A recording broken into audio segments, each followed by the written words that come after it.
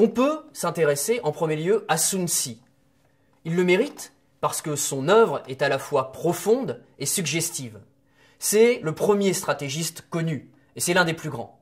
Sun Tzu a probablement vécu au 5e siècle, avant Jésus-Christ.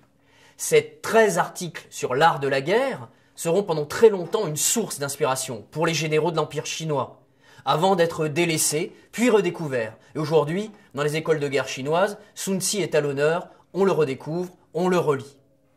Pour lui, la guerre, c'est le terrain de la vie et de la mort. Et il le dit, et je le cite, c'est la voie qui mène à la survie ou à l'anéantissement.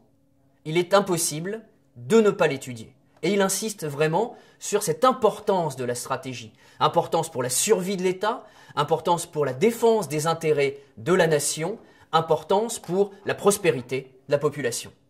Au cœur de l'enseignement de Sun Tzu, ou plutôt de sa sagesse, on trouve l'articulation entre la guerre et la conduite du pays. Le général, pour résumer, est au service de la politique et du décideur politique. Cependant, lorsqu'on lit les 13 articles, on voit que le général doit recevoir une autonomie suffisante pour prendre les bonnes décisions tactiques au vu des événements changeants de la guerre, sur le terrain, y compris d'ailleurs, et c'est un peu paradoxal, en allant jusqu'à désobéir si la tournure de la campagne l'exige. Cette recommandation, qui peut être gênante, puisque dans son esprit, le général est subordonné aux politiques, cette recommandation s'inscrit dans la logique, finalement, de la pensée chinoise de la guerre. Cette pensée, elle préconise avant tout de s'adapter aux circonstances, plutôt que de chercher à forcer les événements à rentrer dans un plan stratégique préconçu. On s'adapte. Lorsqu'on rencontre un obstacle, on le contourne, on improvise, on peut temporiser.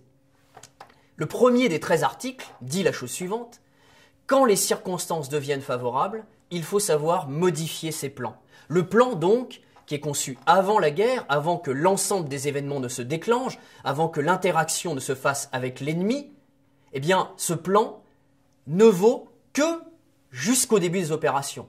Ensuite, il va servir seulement d'inspiration. Mais on doit être capable, le stratège doit avoir l'intelligence de le changer au vu des circonstances.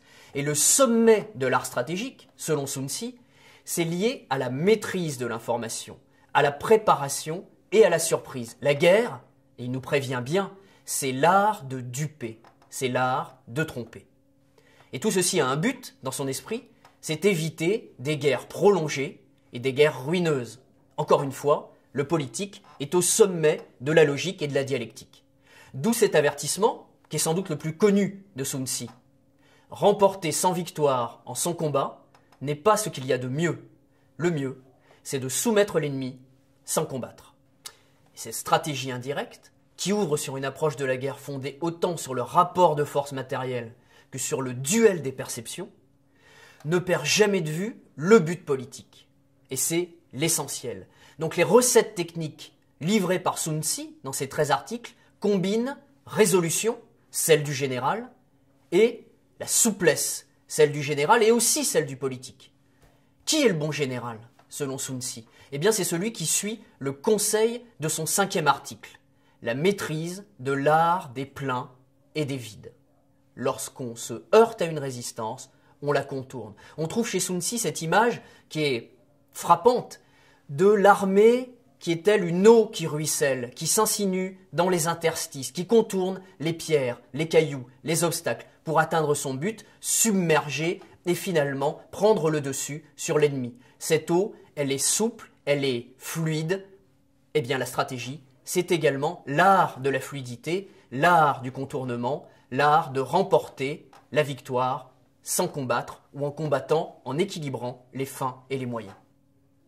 Cette souplesse qu'on trouve dans cette pensée chinoise, et Sun Tzu est son meilleur représentant, cette souplesse, cette adaptation aux circonstances, au service d'un objectif politique déterminé, se retrouve sous une forme culturelle spécifique, différente de la pensée chinoise, dans la science grecque, à peu près au même moment.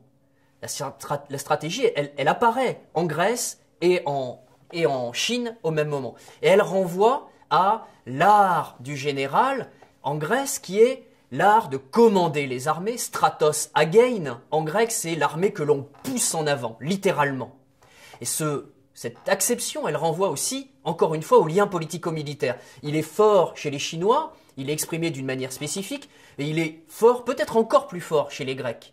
Des figures comme Thémistocle, comme Périclès, lors du grand siècle d'Athènes, eh bien, incarnent ce lien. Ce sont des stratèges élus, qui maîtrisent autant l'art de la guerre que l'art du commandement, de la prévision, de la prospective politique. Thémistocle, c'est peut-être la meilleure figure de ce point de vue-là, avec la stratégie qu'il met en place pour sauver Athènes face à l'invasion perse, et qui ne ménage d'ailleurs ni la ruse, ni la tromperie, ni la dissimulation, pour une victoire finale, magistrale. La souplesse de Sun Tzu, tout comme le sens politique des Grecs, le tout se mêlant sous forme d'une adaptation aux circonstances, au service d'un objectif politique déterminé, va se retrouver chez un stratégiste plus tardif, Nicolas Machiavel. Machiavel, c'est l'héritier de la pensée grecque, de l'art de la guerre romain, puis byzantin. C'est surtout celui qui fait entrer la stratégie européenne dans l'ère moderne. Son apport, il est très particulier. Il est moins technique que politique. Né à Florence, en 1469, il s'implique dans la politique agitée de son temps, cette guerre permanente des cités italiennes, les unes contre les autres, avec des alliances qui changent au gré des circonstances. Florence, Rome, Venise, Ferrare, Sienne se battent en permanence les unes contre les autres, et l'ambiance de ce temps est une ambiance tout imprégnée de la guerre et de la tragédie qu'elle occasionne. Dans Le Prince, son ouvrage le plus connu, mais aussi dans L'Art de la guerre, qui est lui paru en 1521, Machiavel prend acte de l'état de guerre permanent qui dresse les hommes les uns contre les autres. Et dans ce cadre, la morale tend à se réduire, pour lui du moins, à une utilité fonctionnelle. Le but du prince pour Machiavel, le prince confronté à la guerre, c'est donc la souveraineté, condition de la survie. Pour Machiavel, le prince ne doit pas confier sa sûreté stratégique à la bonne volonté d'un allié, car il ne faut pas, dit-il, dépendre d'autrui pour sa défense. Donc au-delà des conseils tactiques ou opérationnels, le prince, comme l'art de la guerre, ces deux livres profonds, ces deux livres terribles d'une certaine façon, sont surtout des bréviaires d'énergie, où le dirigeant, chef de guerre à l'occasion, doit faire tout à la fois le lion, cultiver la force, et le renard, en valorisant la ruse. Il est l'un et l'autre, il ne peut être que l'un et l'autre en même temps. Et cette insistance de Machiavel sur la dissimulation, sur le contournement, ne l'empêche pas, sur le plan opérationnel, de recommander une stratégie militaire directe. Si l'on est plus fort, on peut attaquer. Au bout du compte, la valeur première du stratège, pour Machiavel, c'est la volonté tendue qui va le pousser, quels que soient les expédients, à l'aide de la ruse, à défendre ses intérêts et atteindre son but final.